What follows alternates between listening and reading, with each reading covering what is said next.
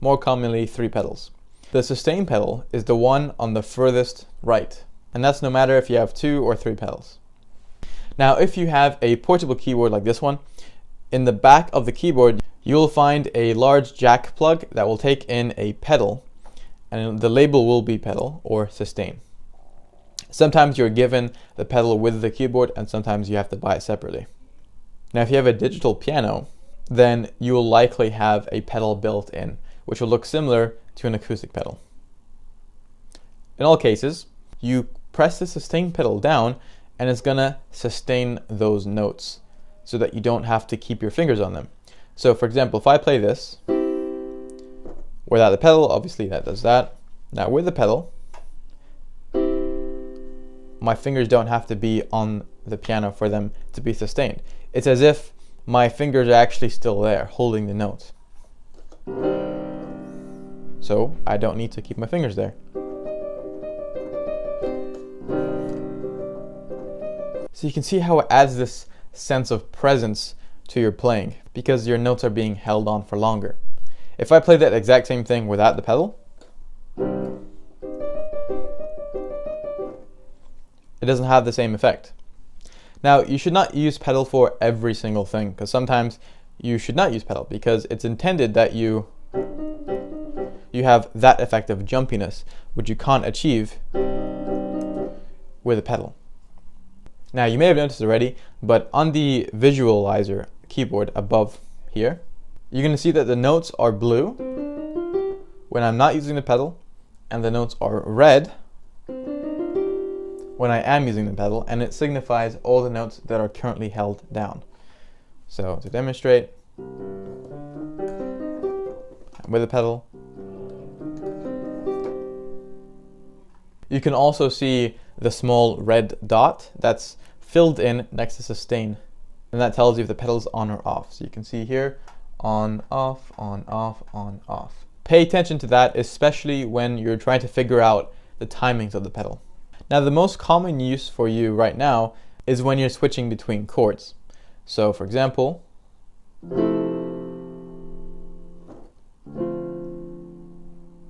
I'm going from an F major 7, which is this, and I'm just extending it out, and then to a D minor 7. So you can see the D minor with the 7.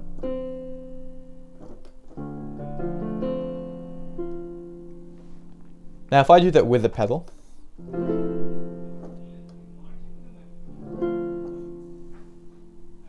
when I'm not using the pedal, 2, 3, 4. I have less time. With the pedal, 2, 3, 4. Now, your use of the pedal depends largely on what you're playing. When you're playing chord progressions, you almost always want to take off the pedal and put it back on in between each chord.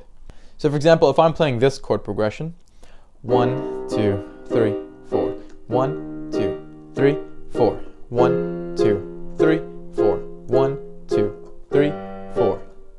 Then with the pedal, watch carefully how I use it, and even pay attention to that small red circle that tells you when the pedal is on and when it's off.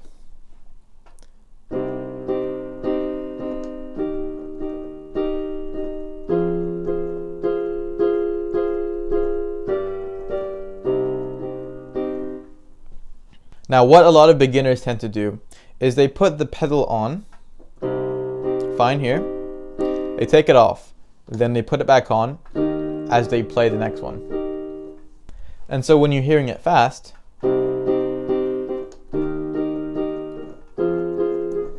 the notes seem disconnected. So what I'm doing is I'm keeping the pedal on until just after I've played the next chord, then I remove it and put it back on. And that way it gives the effect of all the notes are connected. So here's what I'm doing. Pedal still on, take it off, and now back on. Okay, so.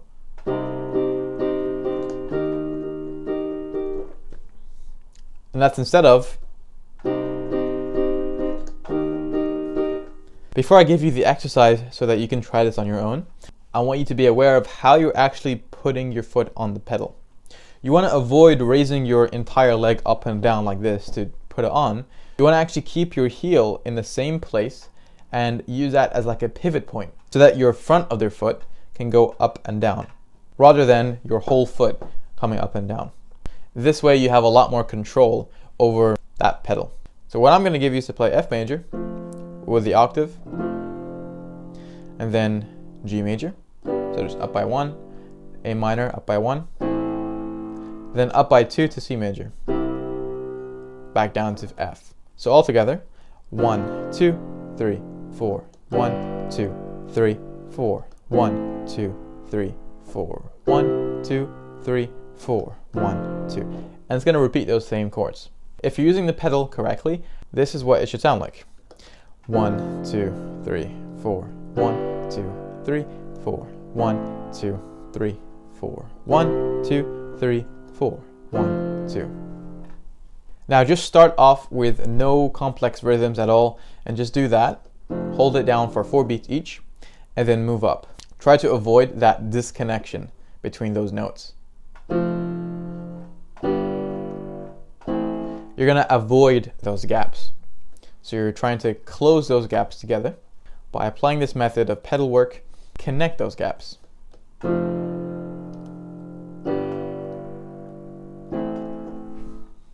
Okay, have a go at doing that, and then come back when you feel comfortable with that. Alright, hopefully that was okay for you. And now you can start to do some more complex rhythms. We're just going to keep it fairly simple for now. So I'm going to play it for you without the pedal so you can see exactly what I'm doing. 1, 2, 3, 4. 1, 2, 3, and 4. 1, 2, 3, and 4. 1, 2, 3, and 4. 1, 2, 3, and 4. 1. And now with the pedal and slightly faster.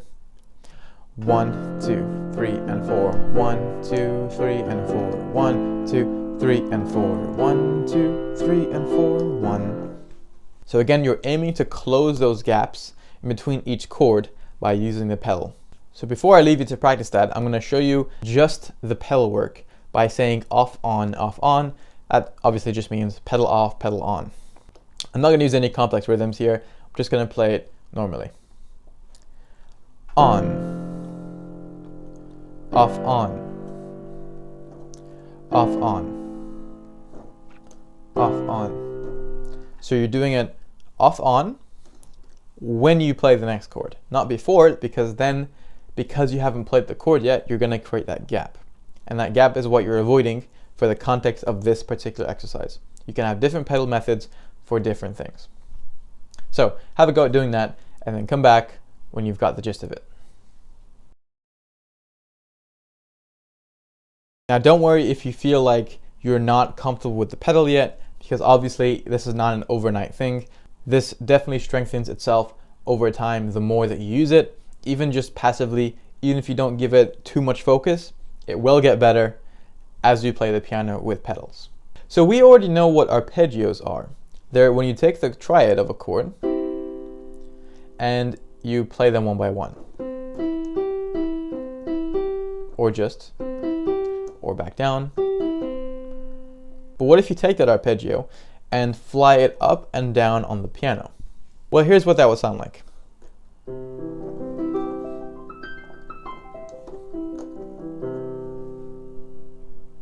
That is literally the C major arpeggio going up several octaves and down several octaves. So here's the fingering for it so that you can try playing this. You're going to take the 5, 3, and 1 in your left hand. Then your right hand is going to go the octave above that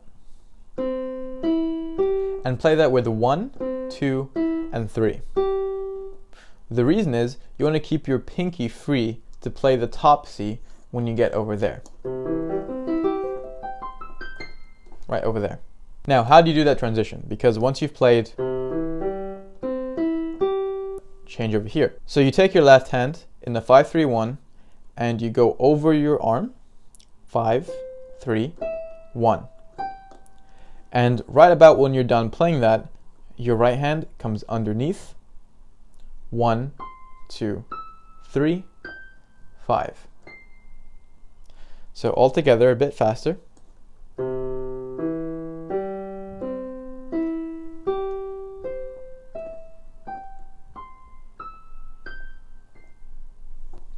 Anticipation in this part is very important because otherwise you're going to delay your transition. So watch carefully about when I'm moving my wrists across. It's as soon as I'm done with that hand. I'm not waiting and then doing it. As soon as I'm done with this hand, I'm already moving it. Same with the right hand. So I want you to have a go at practicing that at a steady pace. You can count to yourself 1, 2, 3, 1, 2, 3, or you can use a metronome and set the BPM very slow. So here's what you're doing. 1, 2, 3. 1, 2, 3. 1, 2, 3. 1, 2, 3, 1. Pause the video now, have a go at that, and come back when you're ready. So hopefully you should be comfortable with what notes you're actually playing and getting a bit used to moving your wrists over in that sense. Now obviously I'm not expecting perfection here. I'm teaching you how to do it because you'll practice this outside of this lesson and get better at it. So don't hold it against yourself if you can't do it in an amazing sense right now. Now once you reach the top over here, you're keeping your hands in the same place. You're not moving them anywhere. And you come down. Right hand is done, moving it over. 3, 2, 1, 1. I'm always keeping the same finger pattern of 5, 3, 1 in the left hand and 1, 2, 3 in the right hand. And I'm playing it with the 5 when I get over there. So in a more smooth sense, 1, 2, 3, 1, 2, 3, 1, 2, 3, 1, 2, 3, 1, 2, 3, 1, 2, 3, 1, 2, 3, 1, 2, 3, 1. And now with the pedal. So here is where you get the more graceful sound to it.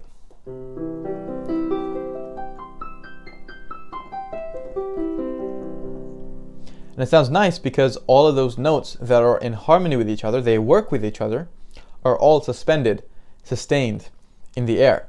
All of those frequencies are harmonizing together and it sounds really nice. For this particular method, you just keep your pedal on the entire time. Now, do not rush the pedal. Only do this when you're comfortable with the technique, until you're quite comfortable actually. Because the reason I delayed teaching you the pedal for so long is for two main reasons. A lot of people jump to it because it instantly makes your music sound better, and they start neglecting the technique and practice you have to do for the actual movements of your fingers. So they get more notes wrong and they develop bad habits. And the second reason is because now their timing and rhythm is probably off when they're doing chords or arpeggios and they're doing. They may get used to playing the pedal and they just let go completely and they don't hold it for the value that it should have. So only practice with the pedal, this arpeggio, when you're comfortable. You don't have to go that fast, but be at a comfortable pace that you can consistently get the notes right at that good pace. Now you can repeat this in different keys. Obviously we are in C major right now. If we move down to A minor, same finger pattern, 5, 3, 1, 1, 2, 3, 5, 3, 1, 1, 2, 3, and then 5 on the end. So with the pedal,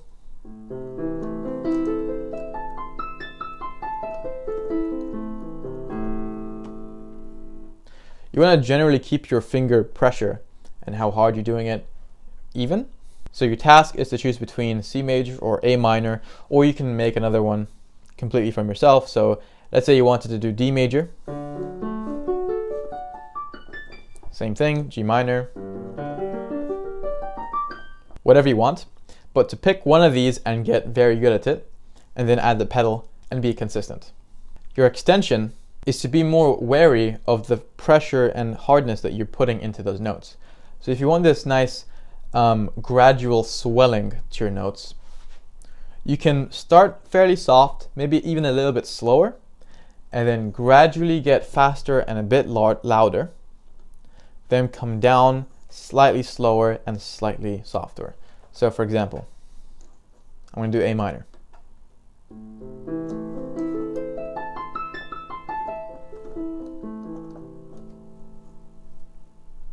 That's your extension task. And that is how you use the pedal with chords, arpeggios, and these techniques will largely replicate themselves in most other styles of playing. So good luck, great job, and I'll see you in the next lesson. Welcome everyone to this lesson, and before we move on to the next module, I wanted to show you a realistic way of how I would go and play chordal-based songs online. So today's example, we're doing Someone Like You by Adele. So we know how these kind of songs work, we know how to actually read them. But what about when it comes to an actual playing session? Do we have some structure? Are we changing any patterns? What are we doing? So I'm going to show you in this lesson a nice, good general approach to it. Once you have a song in mind, whether you've chosen this yourself or you have a friend who wants to sing with you, for example, knows the song and you don't, and you're just playing up the chords, you should check the chords and see if these chords are things that you need to practice playing, because you might have, for example, a B flat major 7. Because B flat major 7 is not a very common chord, so you'd have to practice how you actually play that. So make the notes. That'll be B flat major 7. So we don't actually have any 7th chords here. These are actually very basic chords and very commonly seen in most pop songs, which is why when you're able to get good at this way of playing, you can play 90% of all pop songs. So once you check the chords and just practice actually playing them. So here we have an A major, C sharp minor, F sharp minor, and a D in the intro. I'm going to quickly just kind of scroll through and check if there's any other chords. We have an E major. So I'm going to practice those chords. The A major, F sharp minor, D major, and we'll do an E major as well. So now we know we can play all the chords comfortably. Now you want to actually listen to the song, because if you don't know how the song goes, you won't get a sense for how fast it goes. Because if you happen to have never heard the song Someone Like You, you might think it goes, I heard that you're settled down, that you found a girl and you're married now. You have no idea. So you should listen to the song so you know how fast it goes, what kind of rhythms to play, and a general sense of the tone. So I'm just going to play an extract here.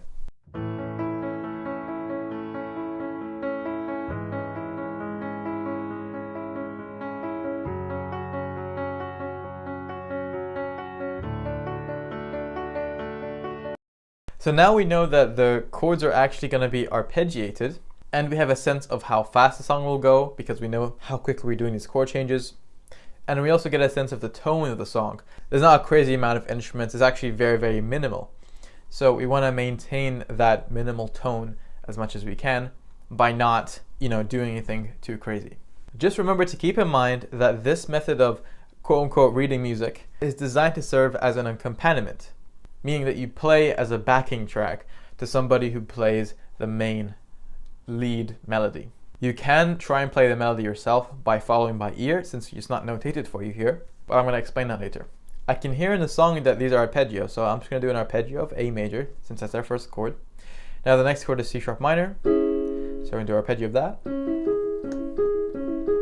But that does not sound the same.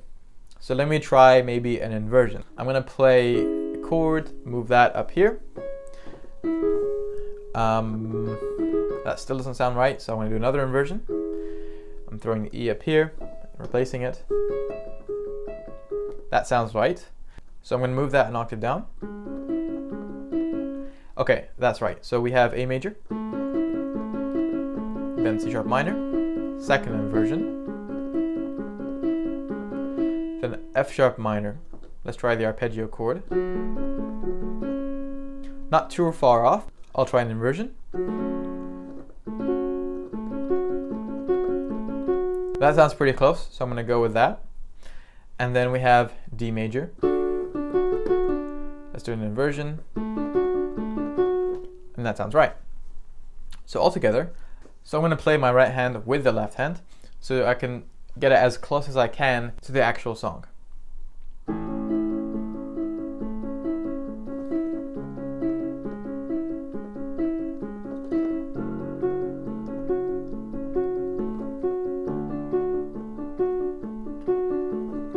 You can either do that method, or you can just play the chords outright as they are.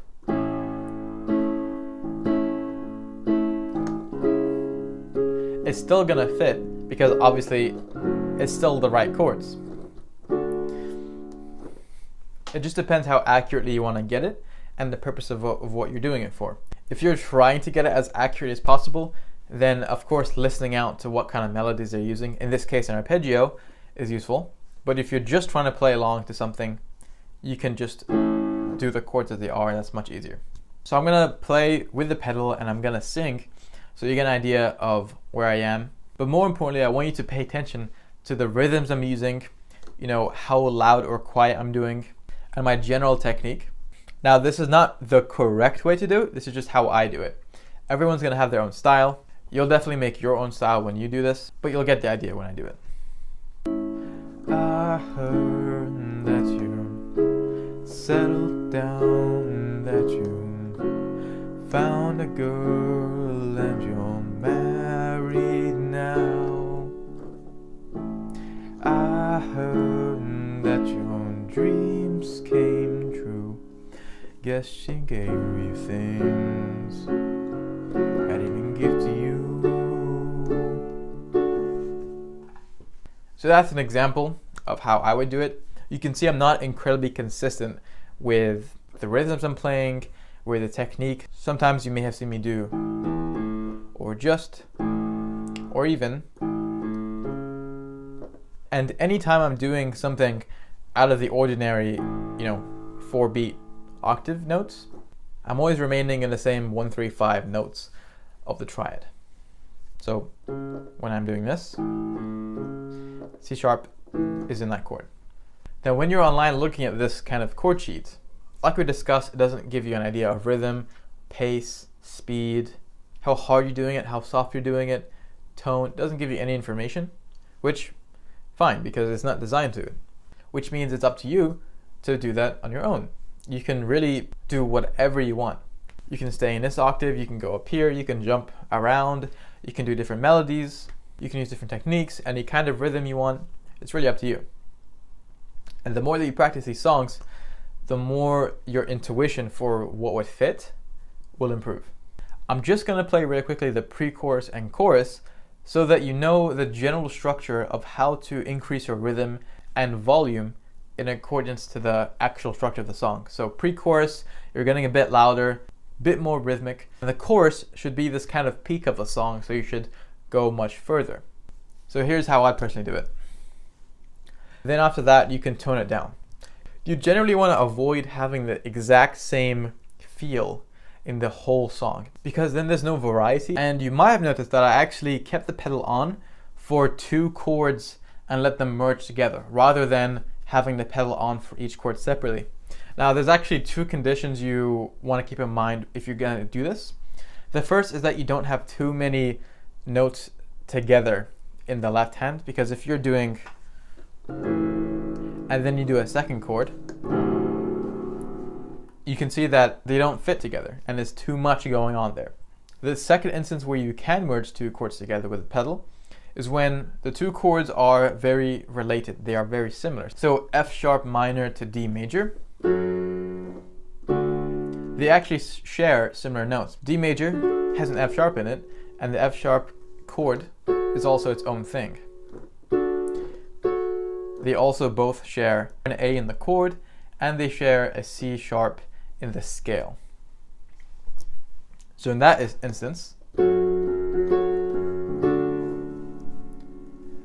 you can see it doesn't clash together as much as other chords would.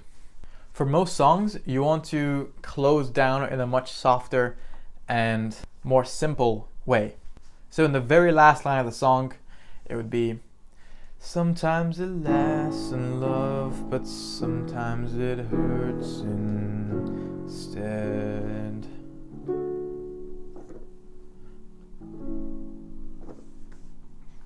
That would be an ideal way to close the song for most pop songs. The last thing I want to touch on is playing the melody by ear.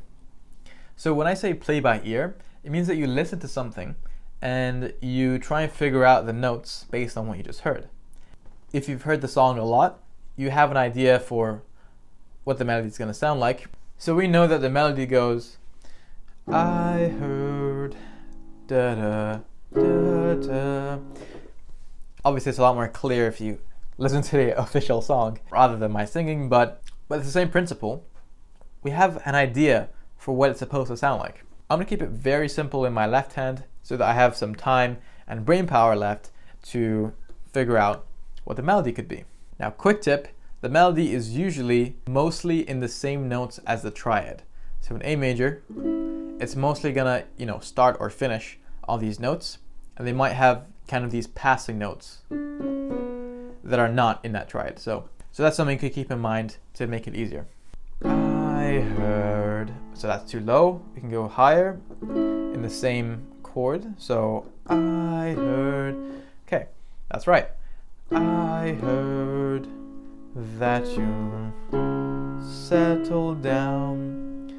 I know that it's going to be probably these notes or this because that's in the chord of the C sharp. So settle down, that you found a girl and you're married now.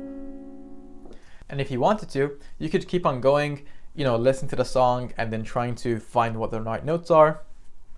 For pop songs, usually it's not too difficult because they usually keep the melodies in accordance with the chord. If you wanted to actually play this song as a full-blown piano song with, very beautiful harmonies and more complex left hand, amazing right hands, and you just generally a joy to play on, rather than just using this, that's where sheet music would come in. And you're going to learn that very, very soon. So your task is to pick any song that you like. Usually ones that have lyrics of some kind because they follow a chord structure that you can play. Because if you try and play film music on chords, it's going to be difficult to find. So pick any song, listen to your actual song, and try and play with it. Just have fun with it. I'm not going to give you a lot to do because we're about to start a new module. So enjoy, and I'll see you in the next lesson. Okay, welcome everyone to Module 3. And in this lesson, I'm going to be introducing you to how to read sheet music. This is going to be one of the most pivotal lessons that you're going to have in this entire course because reading sheet music is what's going to allow you to apply your piano techniques, read any kind of song that you would ever want to learn, and be actually able to understand and play it. It's important that you focus and even take notes during this lesson because it doesn't have to be anything grand, just something brief so that you can look at it and understand what you're reading. It's worth mentioning that there are other techniques out there to be able to read sheet music, but what I'm going to be teaching you is the most reliable, tried and tested method that exists. This is the fastest way to read music. There are even people who create their own methods, like completely ignoring sheet music and just making their own variations of being able to read music. But the problem is, although it might be a clever way of doing it, music doesn't actually exist. People don't write music that way. This is how music is written. So here you can see we have 5 lines here. We also have 4 spaces. Okay, 1, 2, 3, 4 spaces and 5 lines. Now, this shape here is called the stave, and this is where music is notated so that you can read it. Now, you have something that's called a clef. This is going to be the treble clef. The treble clef tells us which pitch range in the piano that this section here is symbolizing. What I mean by that is that, first of all, this stave here, the higher you go, the more to the right and upwards you go on the piano.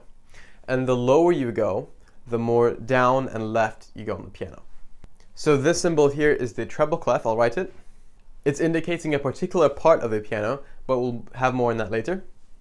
The treble clef, in general terms, means you play with your right hand.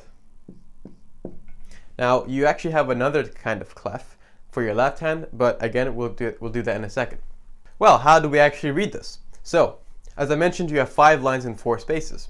Each of these symbolizes a note, and we have a sentence that we use and remember so that we can easily identify what those notes are, until over time you're able to just look at it, and just from the muscle memory you can identify it. But at the beginning stage, all that matters is that you remember the sentence themselves. So what is a sentence? For the lines, you have a different sentence than the spaces. So for the lines, it is every good boy deserves football. Now, if you've taken lessons in the past, this might ring a bell. If this is new to you, then don't worry. So what you're doing here is that you're taking the first letter of every word and you're mapping it out here. So this is the first word, so every, E. I'm going to put the E right there. Every. Then we have G. And this is on the lines, remember? Then we have B, then D, and then F. Now there are variations to this. Some people make their own up. This is just my one I use. It just happened to remember it. You can say every good boy deserves fun. It could be fruit. It could be fudge. It could be anything. So you're more than welcome to change this up. Just make sure you can actually remember it. So how can we actually use this now? If you find a note, let's say on the second line, that is going to be to G. If you have a note on the second to last line up here, that's going to be a D. You have an F up here, and so on. Now what about the spaces? What's the sentence for that? Well, a spaces is less of a sentence, actually more of a word. It is F-A-C-E, which spells out face. So I'm not going to need to, do the blue here because it's very self-explanatory. You put the F, the first letter, into the first space. Okay, we count the first, line or space from down, then upwards. So, this is very common in beginners. They think that the top one is actually number 1, but that's number 5. So this is the 5th line up here. So to count it very quickly, first line, second, third, fourth, fifth. And for the spaces, the first space, second, third, and fourth. Now, where do these fit in here? Well, you just take the first letter into the first space. So that's going to be F. We have A here. So second space, second letter. C. And then E. So F-A-C-E. And now you can get an idea for how these things link into the stave. If you happen to be writing or drawing this all out into your notebook or anything like that, 2 tips you have to remember. The first, don't worry too much about drawing the clef correctly. It is a bit of a strange symbol, but if you do want to draw it correctly, you take your pen or your pencil, you go clockwise, and then you go up, and then to the left, down, and do a flick like that. Again, it doesn't really matter if it's good or bad, because you as a piano player are not going to find yourself in many positions where you have to actually draw it. That's more for a composer who's writing pen and paper. The second thing is that you have to make sure, very, very sure, that if you're drawing any of these in, these circles, these notes, they must be very clearly either on the line or in the space. You want to avoid having something like this, where it's not exactly in the line and it's not exactly in the space. Thankfully, you're never going to see something like this in actual music because everything's printed out, in very much absolutes. But if you're drawing, to avoid confusion for yourself, make sure it's definitely on the line or in the space. So, this is all well and good, but how can we take this and actually play it on a piano? Well, that's where this clef comes in. When you have this clef, middle C, okay, so this is treble clef, middle C is actually over here. It's kind of got its own line here, its own small line. This line itself is called a ledger line, and it just means a line that's outside of the 5-line stave. When you're reading music, they want to play a particular note that's outside of this 5-line stave, so they would just make a small line here to indicate is it on a line or a space, because if this is the middle C, this would actually be the letter D. 1 note up, and that's clearly in a space. Okay, so like I mentioned, this here is middle C on the treble clef. And that's what I mean by clefs symbolize different places on the keyboard. If you imagine the full length of the piano, this captures a small part, and the clef indicates which section of the keyboard it's indicating. So as you're watching this video right now, play middle C. Right now, play middle C, and that is going to be this note over here. Which means that if you have a note over here, right, which is the first space, that has to be directly above middle C. So if you go to middle C and you count up to F, this is where that would be. The other thing, you'll notice that we have two Cs. We have middle C here and we have a C up here. That is simply one octave above. So if I have a C over there and this distance here, that's going to be 8 notes because these are both the same C. So let's double check, right? This is going to be C, and we're going to have a D over here, right? The next note, and then E, which is the same over here, right? First line, and then F, G, A, B, C. So hopefully that makes a bit more sense now how everything is connected. These are not just kind of random notes that fit together somehow. These are actually one note apart. So actually what you're looking at here is the C major scale, right? C, D, E, F, G, A, B, C. Now what if you wanted to play a C but an octave even higher? Well, again, this is where ledger lines come in, and hopefully this will make a bit more sense now. C, D, E, F, G.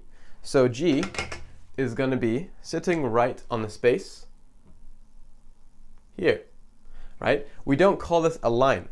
We call that a space because it's not going through the line in the same way, for example, this B is, okay? Don't worry if you feel like you can't memorize this right now. We're going to have a separate exercise for that. I'm just explaining how this works. So that's G. And then for A, I'm going to draw a line, and that would be A. Now, 2 notes above A is C. So actually, if I have 2 lines, that's going to be C.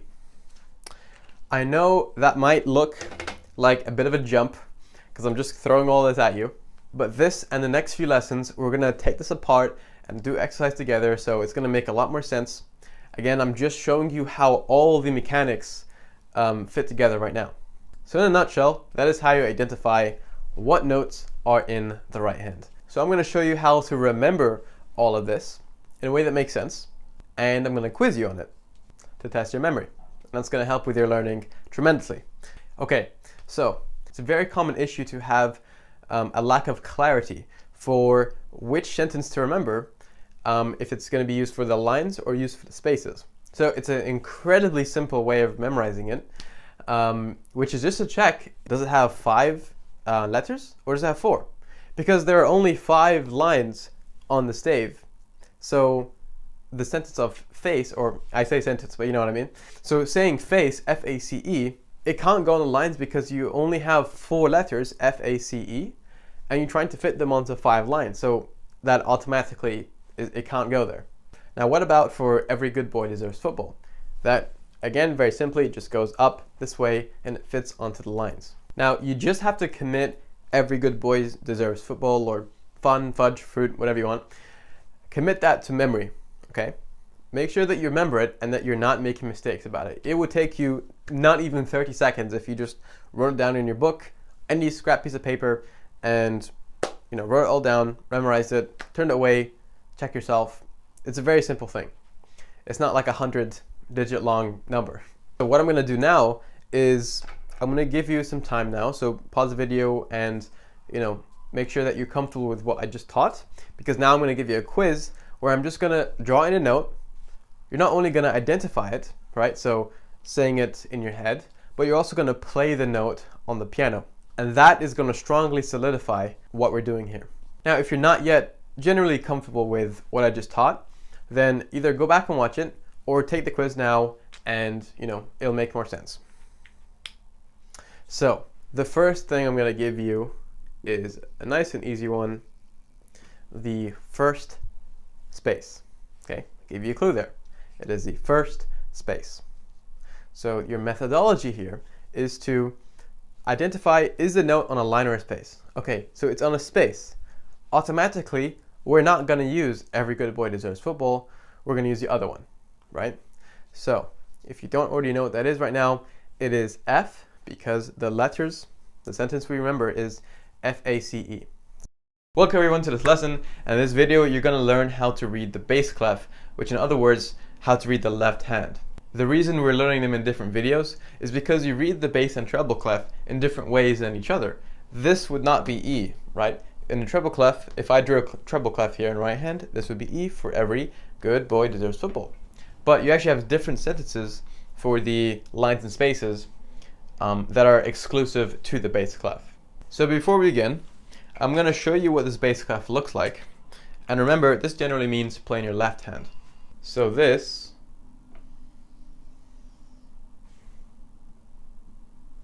would be the bass clef. Now, the most important part about a clef is where middle C is.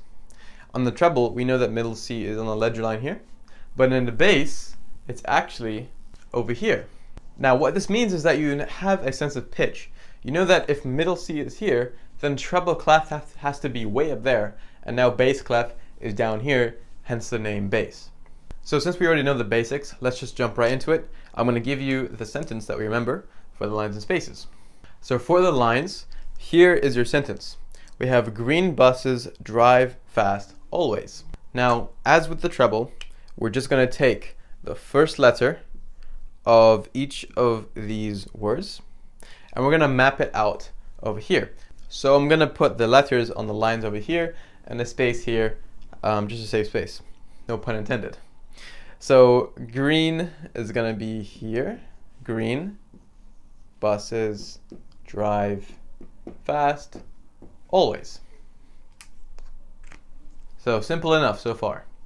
Same concept as the treble clef, exactly. Now, unlike the treble clef, we have to actually remember a sentence this time, not a word, for the spaces. Now, that sentence is, all cows eat grass. So you can see a pattern here. We're going to take the first letter of each word, and we're going to put it, all cows eat grass. Now let's double check. Since we know that this stave has an actual system to it, it's not a random sentences thrown onto it, we can check. So we have A, B, C, D, E, F, G, A, and then continue. B, and then C, which is going to be middle C. So for most people, understanding how the concept of a stave works in terms of where the notes goes is not a complicated thing. It's actually pretty easy to understand. So me at the start, and including pretty much all my students at the very beginning, their main focus is actually making sure the sentence they're using to remember, what note is what, is the correct one. Because now you have access to 4 separate sentences, and you have to be able to tell which one is treble and which one is bass. Because if you start reading the treble notes in the bass clef, I guarantee you all of your notes will be wrong immediately. Because it doesn't work in the same way as the treble clef, right? In the treble clef, the third line here, Every Good Boy, would be B. But in the bass, it's a D. Now there are some, tips and tricks that will let you instantly switch clefs easily when it comes to reading it, which I'll teach you later on. But for now, let's focus on making sure we know the sentences correctly. If you haven't already, I would very strongly advise that you write the lines and spaces sentences down for the bass clef and the treble. The reason is not only are you going to be able to just instantly flip to the page and refresh your memory, but you're also, by the fact that you're writing it, you're activating a different part of your brain which processes the information that you're writing. Nobody writes things down that their brain is not actually processing. Sometimes you're listening and maybe you daydream, maybe you didn't quite understand what they were saying, but when you come to write it down in your own words, that's what lets it stick a lot better. So what I tend to advise my students on memorizing, these sentences, not only this, but in fact anything that they intend to memorize, is to actually map it based on what your representational system is. In short, people have a representational system in their mind, which is their preferred way for their brain to store and process information. That's why some people are better as visual learners, some people are better as auditory learners, and others are kinesthetic, and so on. So if you know that you are a visual learner, I'm sure that you can take some kind of quiz online, but if you know that you're a visual learner, you can memorize these sentences as visual cues. For example, green buses drive fast always. The example I like to give my visual students is, imagine you're standing on the side of the road and you see, cars and motorbikes, red buses, whatever, and then you see a green bus going so incredibly fast, and you never in your life have you ever seen a slow green bus, right? That's just an example. You can make your own. Most men are visual and most women are auditory, but it can vary greatly. You might feel like you're someone who learns better through sound, so you could think of this like standing on a field and you can hear all the cows in the field, like their sounds, eating the grass, because cows eat grass. It's pretty logical sentence. So that's a way that could help you memorize these sentences if you have trouble with them. Another quick tip is specifically for face, which is what we use for the spaces in the treble clef. Faces in the spaces would be a good sentence to remember for that. Faces in the spaces, they rhyme and it makes sense. But when you think of space, it's higher up, right? It goes up and up. And the treble clef is higher than the bass clef. I just want you to get a gist of these sentences and understand how they work and how they fit into the staves. You don't have to feel like you have to be perfect at this right now, because we're going to do exercise together on this where being practical with it is going to help you greatly. So before I quiz you on this, we're going to recap all 4 sentences. Then I'm going to quiz you on the treble clef and the bass clef and see how well you can do. Okay, so here's my chart. I've drawn it out for you. Yours can be a lot more neat than mine if you want to draw one out. Here's all of the sentences that you have to remember so that you can identify any note on either treble or bass clef. The lines for the treble: every good boy deserves football. Spaces, F-A-C-E, you can remember it by faces in the spaces. Bass lines: green buses drive fast always, and the spaces, all cows eat grass. Another association that I just came up with that you might find very useful is that green buses, or buses in general, and cows for the bass clef, they're both on the ground, right? They're both low to the ground. And what else is low to the ground? Low is like the bass clef, because the bass is, it's bass, it's low. So that's a way that you can connect these, and you can make your own as well. So take a good look, because I'm going to quiz you in a second. Pause the video now and make the notes if you want to. And if not, we're going to go straight on to the quiz. Okay, so this is going to be a very new sight for you, because now we have the treble and bass clef together. We've got a bunch of notes here, all of these flats and ledger lines and all this stuff. We've got this symbol over here too. Now, so over on the left side here, you can see that we've got this symbol over there. This signifies that the treble clef and the bass clef, aka the right hand and left hand, are connected so that you're playing them both at the same time going across. You're taking these two and you're going that way, rather than what most people think, which is you read the treble clef, then once you finish that, you come to the bass clef. But that's not the case, because in the piano, this is what you're going to actually be seeing when you're sitting down reading music. Whether the music is incredibly simple, like more simple than anything we've done so far in this course, or it's incredibly difficult like some Rachmaninoff concerto, okay? The stave here that you're looking at, the grand stave, is something that you're going to get used to as you start learning piano music, which is why I'm going to be testing you on all the sentences that we've worked on so far by giving you a bunch of notes and showing you how they connect with each other. I'm going to give you one note to start off with, and that's going to be this note here, which is middle C.